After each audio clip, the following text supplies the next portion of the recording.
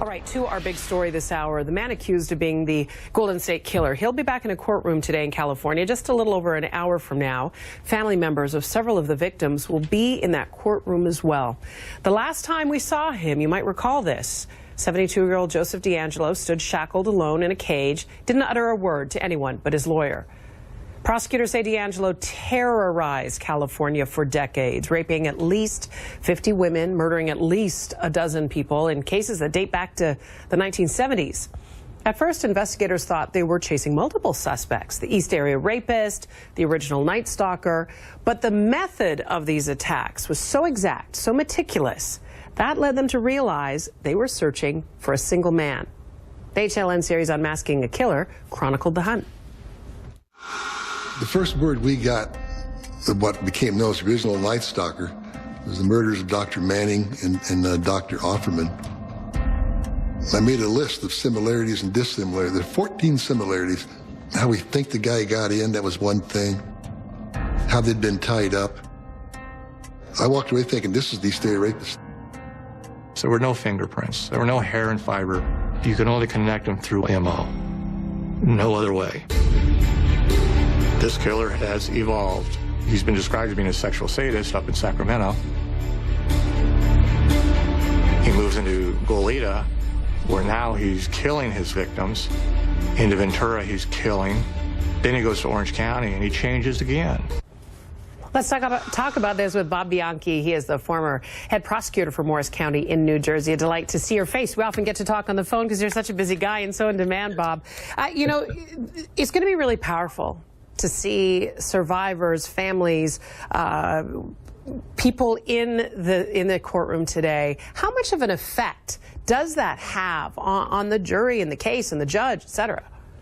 It has an amazingly, tremendously powerful effect. Michaela, when I was a baby prosecutor just starting out trying homicide cases, there were so many times that there was nobody from the family or the community even in the room on behalf of the victim.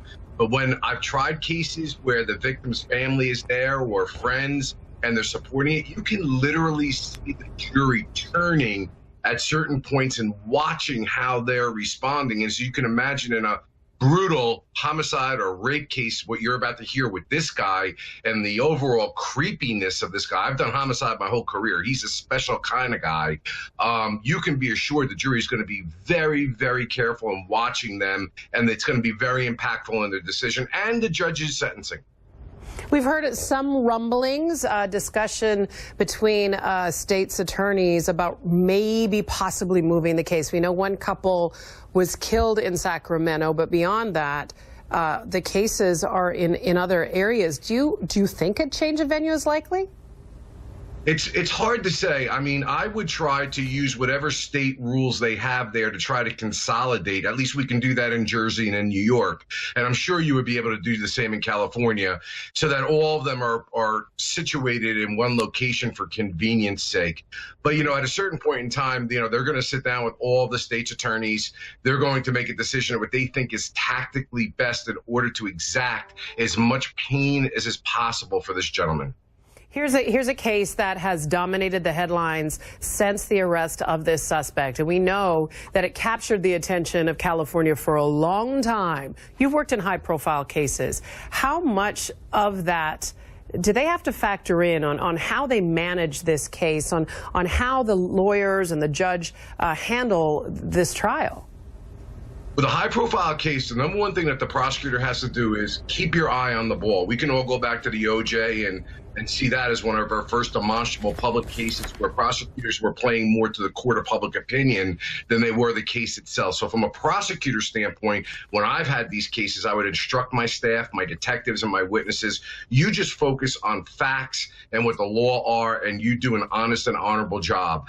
As far as the public opinion is concerned, certainly there's not going to be any sympathy for this individual whatsoever, so the prosecutor doesn't have to worry about that. Now, as a defense attorney, you have to obviously make your motions that he's not able to get a fair trial based upon all the pretrial publicity. I expect that to fail.